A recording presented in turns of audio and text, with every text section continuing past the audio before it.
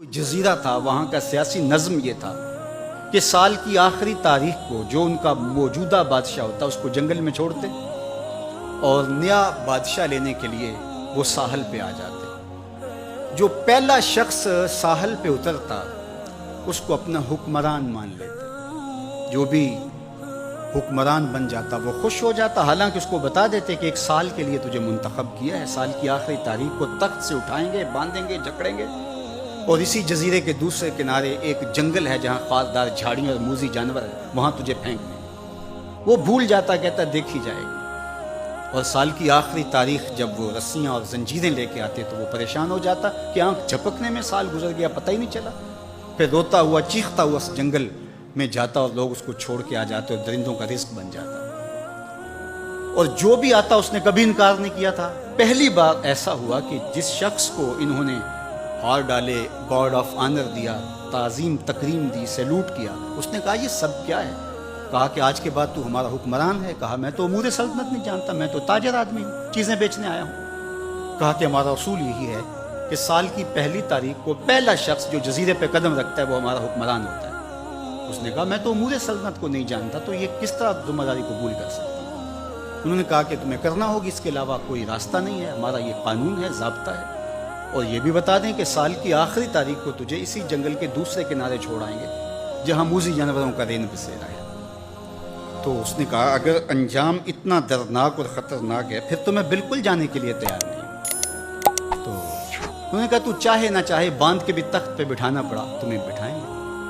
اس نے کہا اچھا مجھے یہ بتاؤ کہ سال بعد میری بات مانو گے یا نہیں؟ انہوں نے کہا کہ ہاں، قانون میں تو ترمیم نہیں کر پائے گا، لیکن یہ ہوگا کہ تیرے انتظامی حکم ہم ماننے پہ مجبور ہیں۔ اس نے کہا ٹھیک ہے، میں تمہارا حکمران بننے کے لیے تیار ہوں۔ رومی بولتے ہیں کہ جب بھی کوئی شخص تخت نشین ہوتا تو وہ بھول جاتا کہ میرے 7 سال کی آخری تاریخ میں کیا ہونے والا ہے۔ وہ عیش و عشرت کرتا اور یوں وقت گزارتا، سال کی آخری تاریخ آنکھ جھپکنے میں آ جاتی۔ لیکن یہ پہلا شخص تھا، تخت نشین ہوتے اس نے پہلا حکم نامہ جاری یہ کیا کہ کمانڈوز بلائے جائیں۔ بلائے گئے، کہا اس جنگل میں چلے جاؤ جہاں تم بادشاہوں کو پھینک کے آتے ہو اور وہاں کے موذی جانور کاٹ ڈالو۔ پھر بلدیہ کے ملازمین بلائے، کہا جاؤ جا کے وہاں کی جھاڑیاں کاٹو۔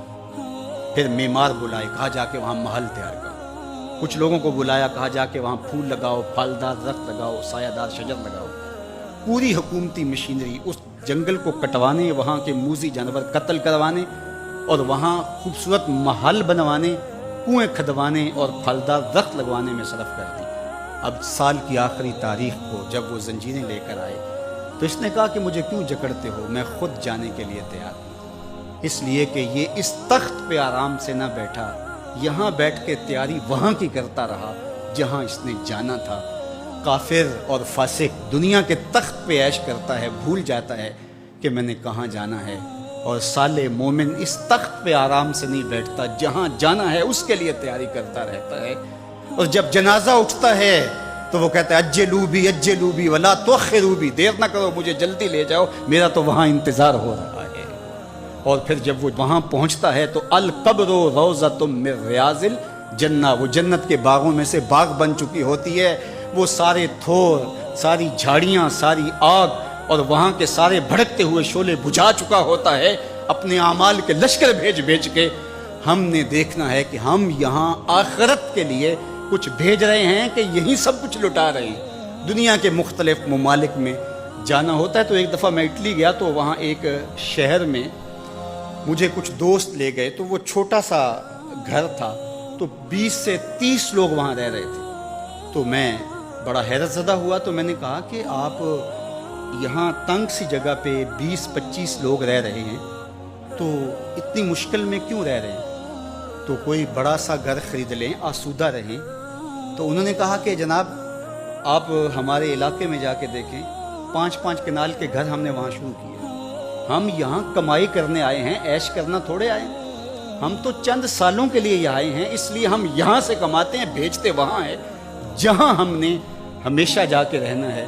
میں نے کہا یہی تو میں سمجھانے آیا ہوں، جہاں جتنا رہنا ہے وہاں کا انتظام بھی اس حساب سے کرو۔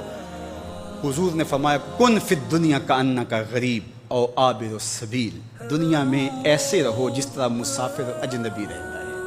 دنیا پر جینا لگا کے بیٹھ جاؤ، چند دن کے لیے آئے ہو، یہ آخرت کی کھیتی ہے، دارالعمل ہے، وہ آخرت دارالجزا ہے، تو قبل اس سے کہ وہ وقت آئے ہاتھ ملتے رہ جائیں، توبہ کا در کھلا ہے، سورج ابھی مغرب سے طلوع نہیں ہوا، اللہ کی رحمتیں برس رہی ہیں، اٹھے ہوئے ہاتھ وہ موڑتا نہیں، خالی نہیں پھیرتا، تو اس کی دہلیز، اس کا در، اس کی چوکھٹ نہ چھوڑنا، اور آج غور کرنا کہ ہم کھڑے کہاں